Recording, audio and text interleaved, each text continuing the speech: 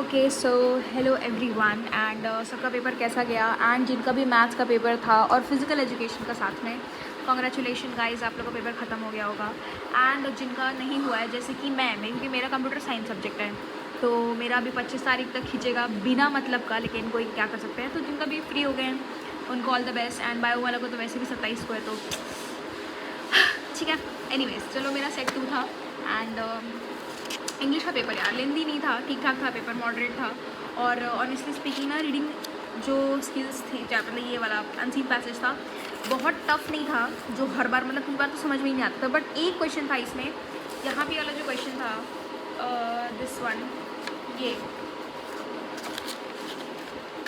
ये provide one textual evidence, ये वाला, ये मुझे समझ ही नहीं आया इसमें क्या बोलना है। तो मुझे ना कुछ तो भी लिख दिया है बट मुझे लग रहा है कि गलत है, बिकॉज मुझे क्वेश्चन मैंने पढ़ा, मैं बार बार पढ़ा और मुझे समझ में नहीं आया। और सेकंड वाला भी ठीक ठाक था पैसेज, क्योंकि अगैन मैंने बोला ना कि कुछ क्वेश्चन ऐसे थे जो पढ़ के भी समझ में नहीं आ रहे थे कि आंसर क्या है इसका। राइटिंग स्किल्स ठीक था और मुझे नहीं लगता बहुत लेंदी था, मतलब ठीक ठीक था। और ऑल्सो ना वन थिंग मोर, ये जो यार मैंने पता है क्या किया था, मतलब देखो ना मैंने क्या किया था, मैंने जो रिप्लाई और इन्विटेशन है वो वहाँ कर लिया था लेटर के लिए और आर्टिकल के लिए पेज छोड़ दिया था। एंड मैं लिटरेचर करने लग गई थी यहाँ से, ठीक है, बिकॉज जो आता रहता है पहले कर लेना चाहिए, तो उसमें सोचना लगता है थोड़ा सा, मैं बाद में करती हूँ ताकि टाइम थोड़ा जल्दी नहीं तो बहुत ज़्यादा टाइम चला जाता है इन सब चीज़ों पर। तो ये मतलब ये मैं करती हूँ ऐसे, बताना ज़रूर अगर आप में से कोई भी ऐसा कोई करता है तो अब मुझे लगा कि देखो लेटर के लिए 2 पेज चाहिए ही होते हैं यार, क्योंकि उसका जो फॉर्मेट ही है उसमें भाई तुम एक लाइन थोड़ी थोड़ी लिखोगे, तुम्हारा एक पेज में तो फॉर्मेट ही आता है और पहला वाला जो स्टैंजा लिखते हैं हम, फिर बाकी तो मतलब इसमें 2 पेज चाहिए था। मुझे लगा मैंने आर्टिकल के लिए भी 2 पेज छोड़ा हुआ है, तो मैं जब लिख रही थी ना तो मैं क्या कर रही थी, मैंने आर्टिकल में बहुत फैला के लिखा, फिर अचानक से मैंने टर्न किया तो मैंने रियलाइज़ किया कि मैंने पेज छोड़ा ही नहीं था इसके लिए, मतलब एक्स्ट्रा। तो मुझे उस एक ही पेज में आर्टिकल एडजस्ट करना पड़ा, बिकॉज मेरे अंदर बिल्कुल हिम्मत नहीं थी कि मैं पीछे इसको काटती और पीछे जाके कहीं पे फिर से पूरा आर्टिकल 2 पेज का लिखती। तो मुझे लग रहा है कि मेरे मार्क्स, क्योंकि मुझे लगा कि मैंने छोड़ा हुआ है, तो आई वाज लाइक कि हाँ भी इसमें ये एड्रेस कर लेती हूँ इशू, फिर आगे ये एड्रेस कर लूँगी और ये सोल्यूशन, तो मुझे ऐसा लग रहा है मेरे नंबर कटेंगे, because obviously it was not appropriate, तो पूरा नहीं मिलेगा और मुझे गिल्ट हो रहा है, बट अब क्या कर सकते हैं।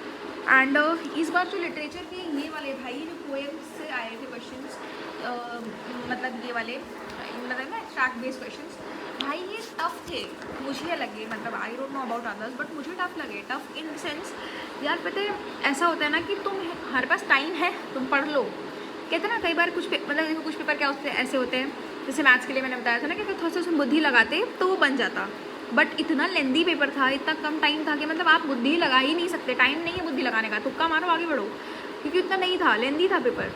इसमें पेपर मुझे लेंदी नहीं लगा, लेकिन तुम 10 बार भी क्वेश्चन पढ़ लोगे तुमको समझ में नहीं आएगा उसमें क्या करना है। तो ये दिस वॉज द पेपर मुझे लगा कि इंग्लिश के बारे में। ऑल्सो किसका कैसा गया भाई ज़रूर मुझसे मुझे बताना। एंड ठीक ठाक था भाई, मेरे को तो बहुत खुशी नहीं है क्योंकि मैंने बताया ना कि पेपर मुझे ठीक ठाक ही लगा। एंड मैंने जैसे मैं बताया जो ये वाले एक्सट्रैक्ट बेस्ड क्वेश्चन मुझे नहीं समझ आ रहे थे, मुझसे भी आ रहा था, बट ठीक है कोई कुछ कर नहीं सकता इसमें हम। तो येस, ऑल्सो ये सब पेपर था, लिटरेचर में भी ठीक ठाक था, बहुत ज़्यादा नहीं था।